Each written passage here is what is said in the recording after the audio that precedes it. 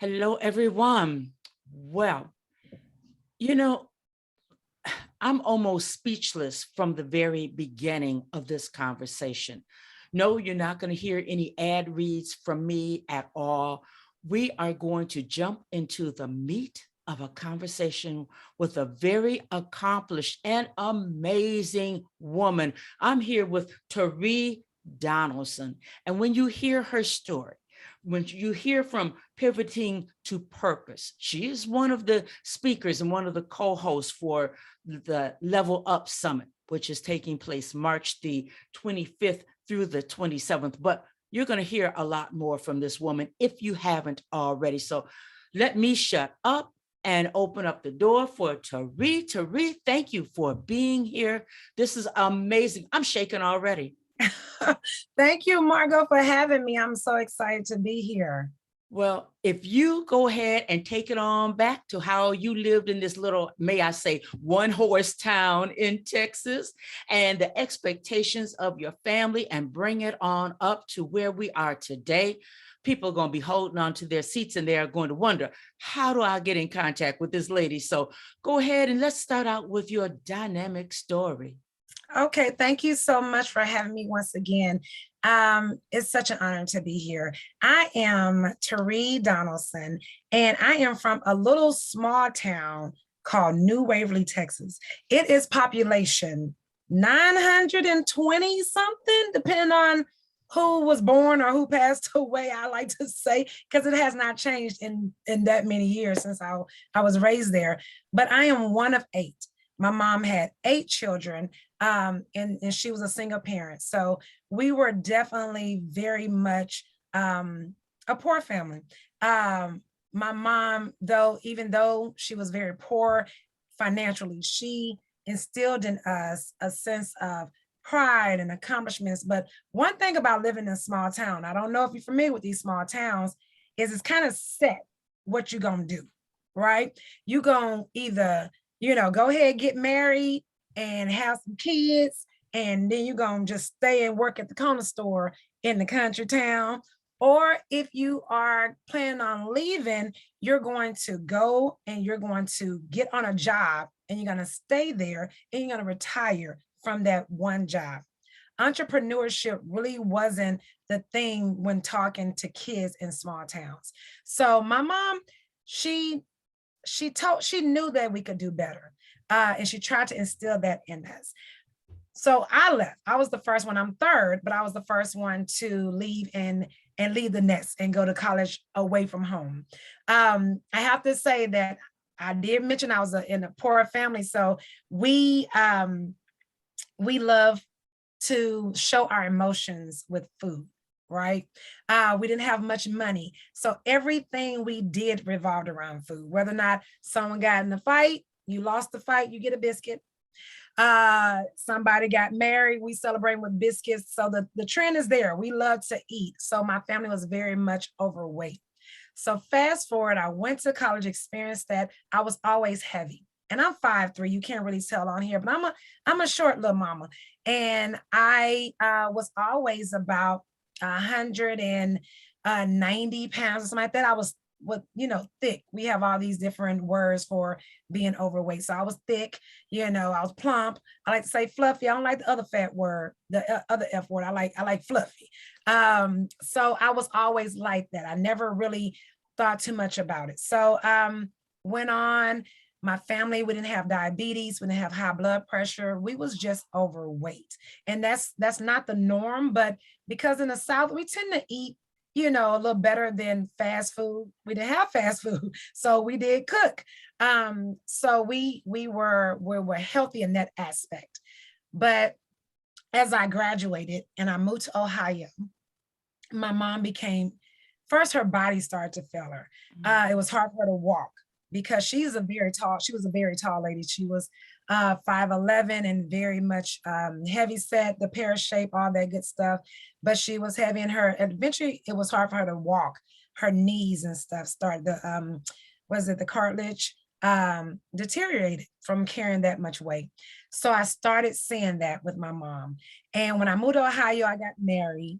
And so if y'all know anything about that love weight, I gained about, I don't know, 20 pounds or so. So then I was over the 200 mark, right? Then I had my first baby and I was bigger because I was in love and I was working, I was a parent, you know, I was a wife. Then I had my second, and Lord have mercy, I was almost 300 pounds on a 5'3" frame. And during that time, I was watching my mom deteriorate and the consequences of her carrying that weight. So then she started having illness that we couldn't explain of how she was getting it. And only thing that we can contribute to was her making the bad choices and just carrying a lot of unhealthy weight on her, right? So at that time, I decided that I didn't want that same thing for my kids. I wanted to be able to run around with my girls. I watched my mom cry because she couldn't walk my brother down the aisle when he was homecoming king. I had to walk him. And that hurt her so much that she couldn't do that. And I just didn't want that for my girls. So I made a decision that I had to lose the weight for them. That's how I started. It was for them. I wanted to lose the weight. So I did. At that time, I was working in stress. I was working in a nonprofit field.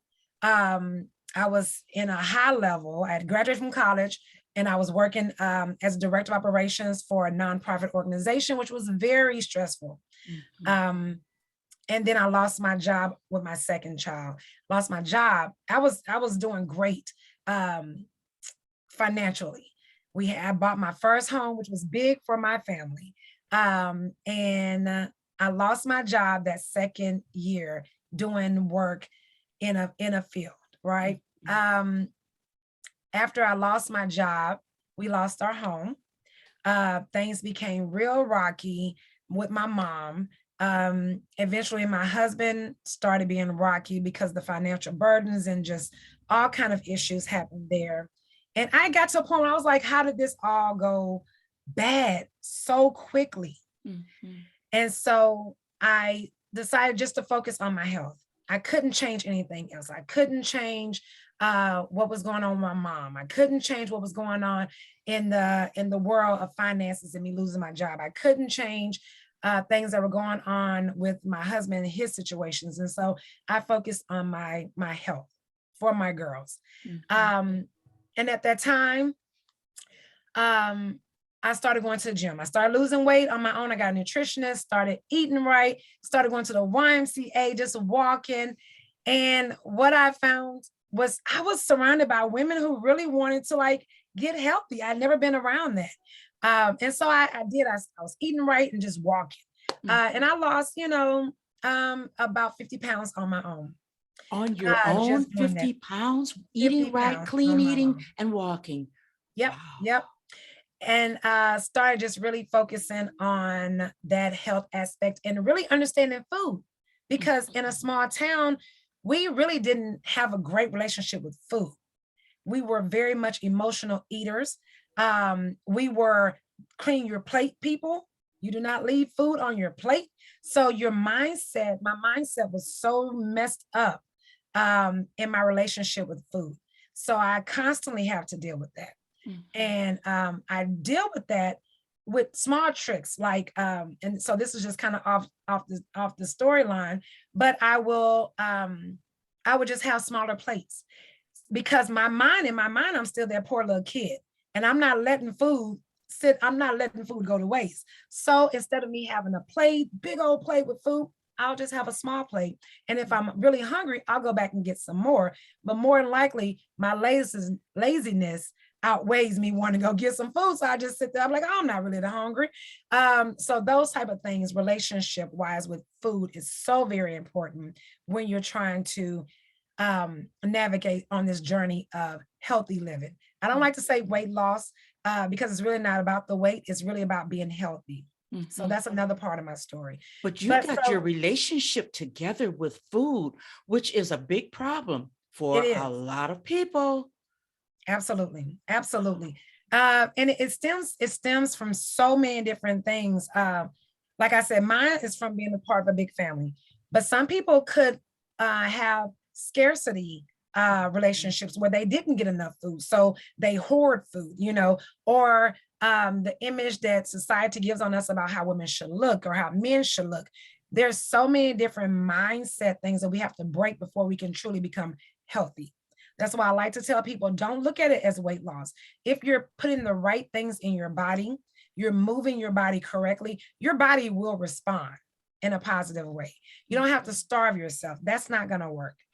Overeating, everything in limitation. So you have to have a good relationship mentally before you can even start the process of your body changing. So like stress can keep you from losing weight. That's all mindset type stuff. So relationship with food is very important, but your mindset has to be right. I knew this was going to be good. I just knew it. I broke in there and I didn't want to, but I just had to say something because That's okay. so many Stop me people. whenever. Oh my goodness. Okay, so things are kind of coming to a shambles. But you've been walking, eating right, and lost 50 pounds. Take us from that point. Okay, so after I did that, I started, people say, you should really start working out and lifting weights, right? So I met this fella who was a gym owner. And he was just a gym owner. He was popular in Cleveland. I'm not from Ohio, so he wasn't that popular to me. But he was a popular guy. And I went to his gym and he really just pushed me out of my comfort zone.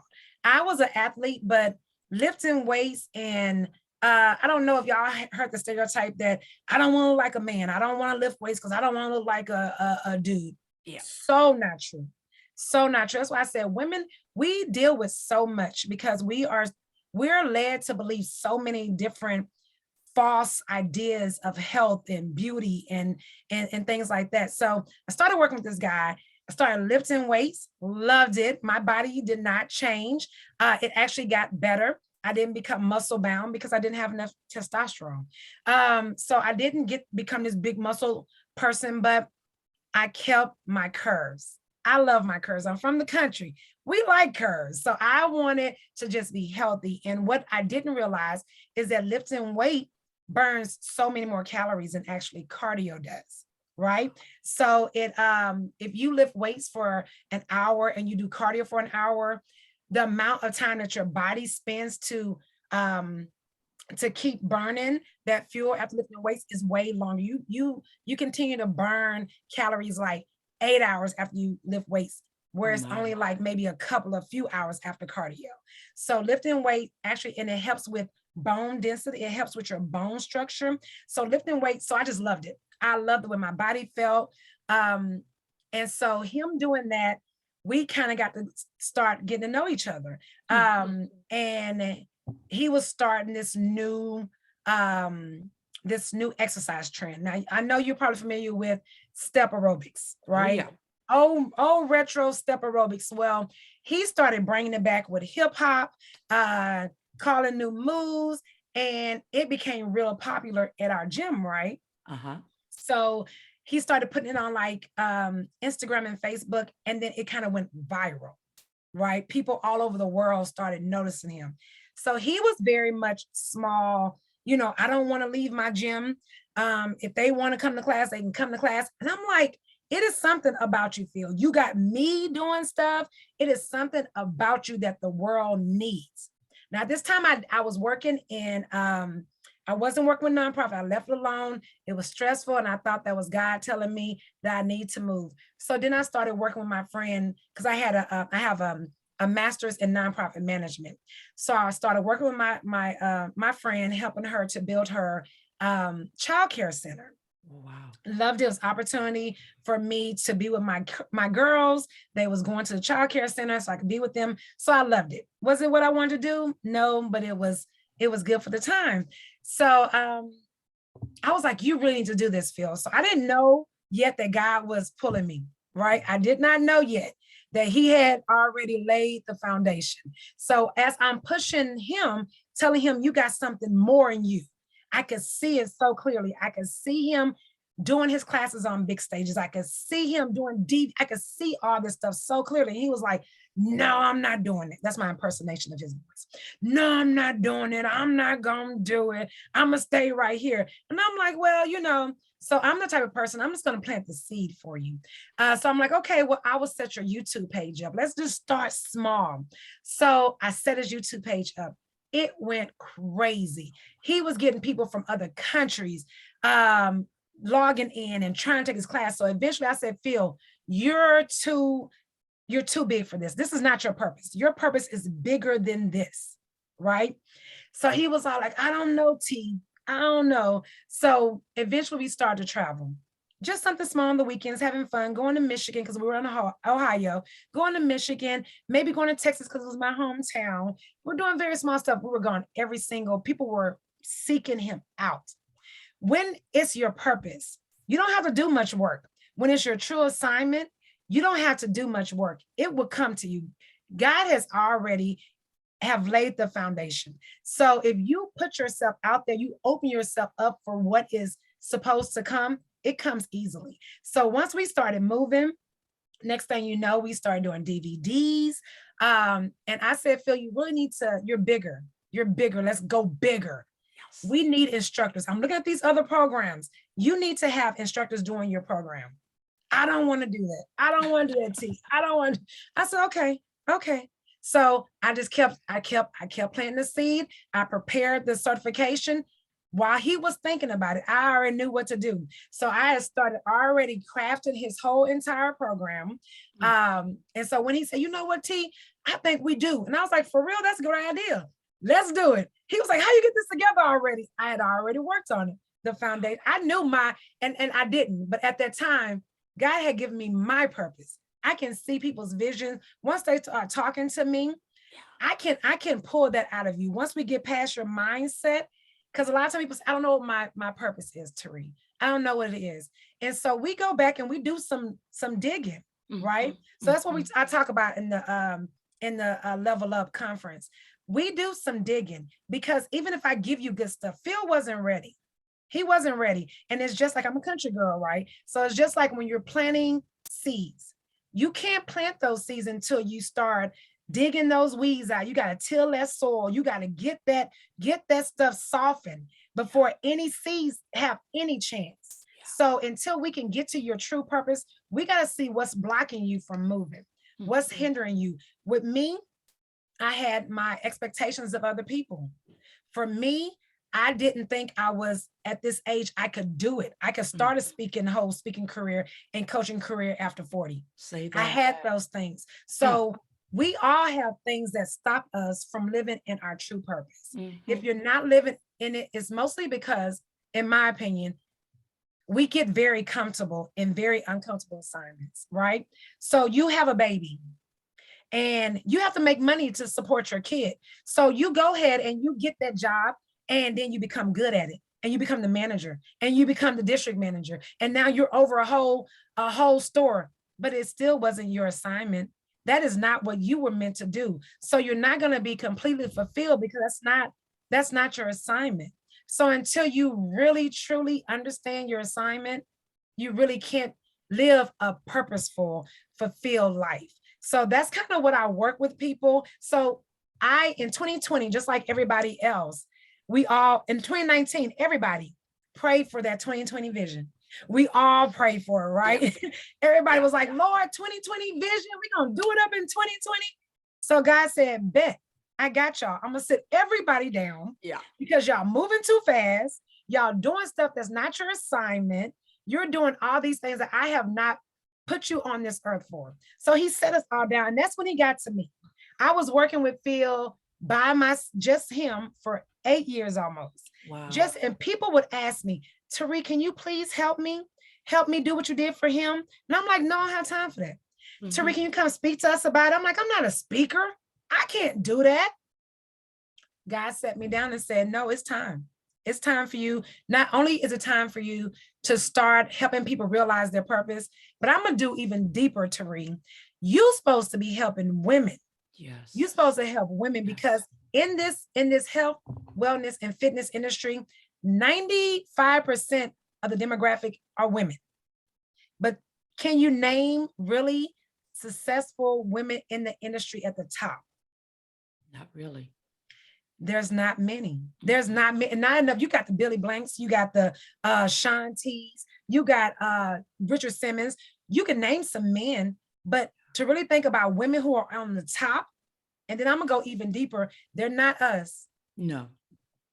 No. So my mission is I've had some failures in this industry, and I know the roadmap to get you to be successful. So I really want to help women to realize that they can be successful. They can be successful not only in the wellness, fitness, and health industry, but also in life.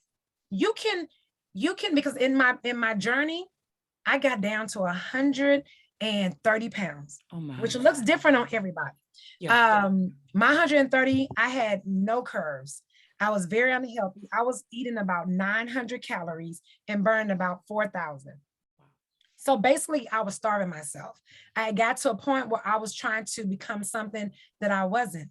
So when I say you have to be healthy mentally, that's first. You have to understand what is healthy for you, not what's healthy for society. And Teri, when people, I want to, you are just giving us so much inspiration and hands-on how-to information, but I want you to step it back to Phil, because while you were helping Phil through those 8 years, your own process, you were finding your own way. Will you first tell us the end result of Phil being in your presence, following your lead, how good you are at helping people position themselves in their purpose? Tell us first, how did Phil end up?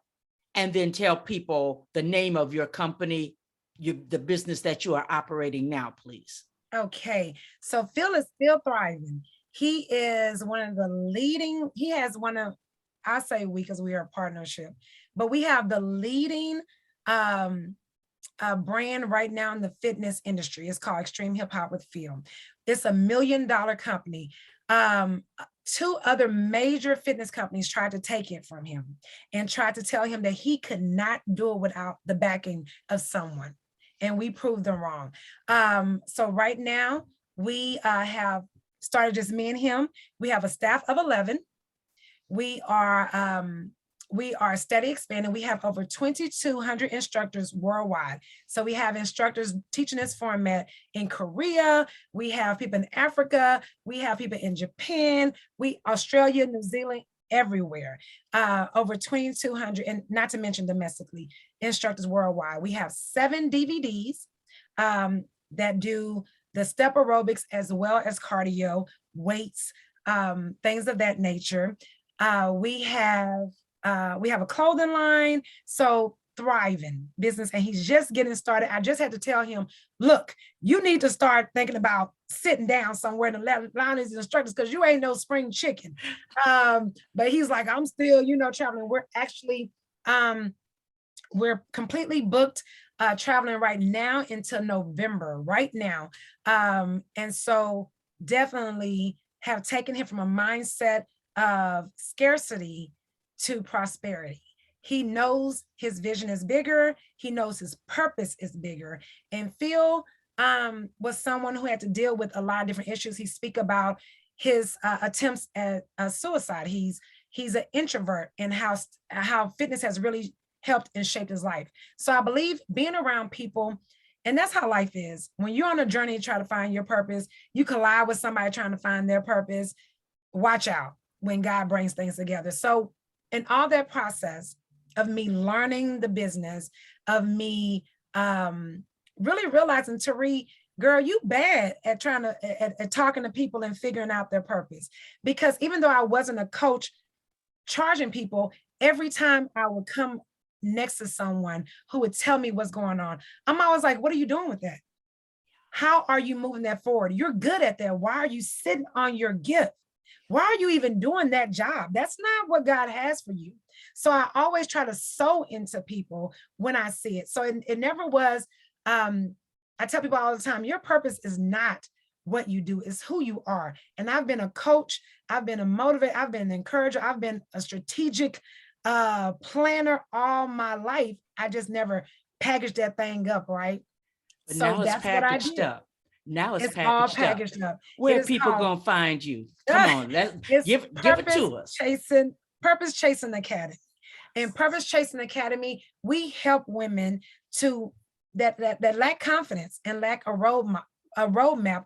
We help them to find their confidence, because that's number one. It's that mindset. We help them find their confidence, and then we give them that roadmap. We give them a 5-step formula to help them break down everything they need to break down, that mental block, and then give them a roadmap to be successful. And like I said, not just in the wellness, fitness, and health industry, but in life, especially when it comes to physical, because I've been there. And so I came up with the name Purpose Chasing Academy because I know a little something about chasing that paper, right? Yeah. We chase the paper all the time. And if you start chasing that paper, it is a cycle, a steady trying to get the paper. So I tell people, if you would focus on your purpose, your true assignment, you don't have to worry about the paper. He gives us gifts. He's giving it to you. Of course, he's going to make sure that you're going to live in abundance when you're doing what you're supposed to be doing. Because if you're doing what you're supposed to be doing, it's all going to lead to the kingdom anyways. So we are all part of this big puzzle. So until I do my piece, Margot, you do your piece, you out there do your piece, somebody can't do their piece, because we're all part of this big puzzle. So you have to live in your purpose. You have to know your assignment first. So that's what we do. You can find me on any social media platforms at Teri Speaks. Now, like I was telling Margot, it looks like Teri. It does, it looks like Teri. My mom was trying to be a little fancy, so she put an X on the I. But when you go look for me, it's Teri Speaks. And that's on IG, Facebook, TikTok. I like doing a little TikTok every now and then. YouTube. So make sure you connect with me. I would love to help push you to your purpose. Some people call me the purpose pusher. Some people gave me that name. So I would love to do that. But you know what, Teri? We need pushing. We need accountability, because that old mindset will have us slipping back into something that is very toxic. So, Teri, we need you. The world needs you. And I so love how you say that we all bring a piece together. Somebody's waiting for us. And I'm looking at the time, we're going to have to wrap this up, but will you please speak to the fact that, once again, dig it a little bit deeper, how we can't move forward if so-and-so is sitting on the sideline and they're supposed to be on the front line, and somebody's just kind of stuck now, because they need to hear from you. They'll receive it from your tone. They'll receive it from your insight. They'll receive it from the download that God gives them for you. They will receive it from you when 1,000 other people could be speaking, but they need it from you. Will you speak to that before we close out? Absolutely. I like to tell people your testimony is really not for you. You go through things so that you can tell the story that you can make it through. I'm a small country girl from Texas, New Waverly, Texas, 300 pounds. It really does not matter where you come from, your background, but you have to find your purpose, right? If I didn't find my purpose, Phil would not be touching millions of lives every single day. There are women right now who are off medication. They are they're more healthy than they have added years to their life, because I lived in my purpose and pushed them into his purpose. And his purpose actually pushed me back into my purpose. So we're always waiting on that person to live in their purpose so that they can get pushed. If we didn't have the Margos in the world, how could your story get out so that whoever is listening, this speech is not going to hit everybody? Because like I said, everybody's soil is not ready for the seeds. So if Margot did not have this platform right now, because it's hitting you right now, you like, oh my God, I don't know who this girl is, but everything she's saying is what I need to hear. If this platform was not created, I couldn't reach you. I couldn't get to you. So the same thing with you. You have to, even if it is being a bus driver, if that is your purpose, then if you wasn't there, how would somebody get to their job every single day so they can make a difference in somebody else's life? We all are part of this great big design. But until you realize that you are needed, you are worthy, and you are capable, we're going to miss out on that. The world is going to miss out. So you have to figure out your purpose. And then once you figure it out, you got to stay dope. I like to say dope. That's being disciplined over pleasures every day. You got to be consistent with your goals. You have to stay in that thing. Now you got to maybe got to get up and reevaluate some stuff, but you got to be disciplined in your goals. You got to want it and you got to be hungry for it. So you have to you have to know your purpose, and then you have to stay dope and get in there and make sure that you live it, so that the person who's waiting on you to live it can start living theirs. I love it. Stay dope. That doesn't mean sell cars by day and shampoo by night. Stay dope, consistent with where you're going. And you know what, Teri, well, as you were speaking, the only other thought that came to my mind, and you said it earlier, age doesn't matter. If you're 60 and you find your purpose, get into that. Invest in yourself and get into that. Is that what I hear you say? Absolutely. Let me tell you something, Margot. I don't know if I would have been ready at 20 to start coaching and teaching. I didn't have a life experience. I hadn't been through, like your mama say, live long enough. You understand? I hadn't lived long enough. So sometimes it's okay. It's just when you start hearing that, when you start getting really uncomfortable and you know you're supposed to move, it's time for your purpose to start living. He'll give you that push, but you got to stay connected to the source so that you can get that answer. And when you're ready, he will reveal your purpose to you. So if that's what you want, you don't know what it is, start praying now. Be very detailed. Like, Lord, I know I'm supposed to be doing something more. I'm very uncomfortable in this job. I'm good at it, Lord. I'm making a lot of money, Lord, but it's something missing. And I don't care if you are 40, 60, 20, when it's your time to start living your purpose, start. Stop waiting. Time is of the essence. And that's one thing we cannot get back. It's time. So once you realize what your purpose is, move. I love it. I love it. Teri Donelson, Purpose Chasing Academy, one of the co-hosts and speakers at Level Up Summit. For those of you who hear this episode after the summit, which takes place March the 25th through the 27th, I'm sure that if you connect with Kern Crockett Cherry, you'll get a chance to get that replay. But in the meantime, this lady is bad to the bone, and she is worth you seeking out. So I want to thank you. I've learned so much. You have enlarged our territory, most certainly. Thank you. Well, I'm Margot Levette, and it's been my pleasure to be here and have this conversation with this awesome, awesome lady. So check her out. Be sure to follow her because you'll want to be in her presence, most certain. And I'm Margot Levette. I'll be back with another episode later. Until next time, bye-bye now.